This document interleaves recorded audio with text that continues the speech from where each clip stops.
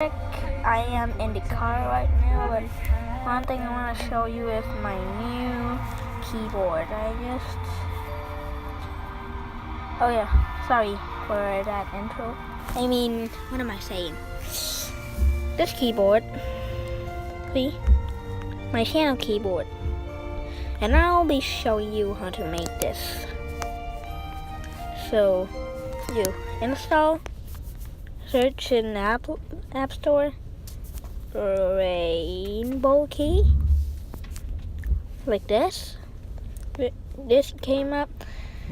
Just install it and then open it. As you can see, I signed up for an account. You can sign up too. So need to manage my themes so I can show you guys. Alright, my theme, and you just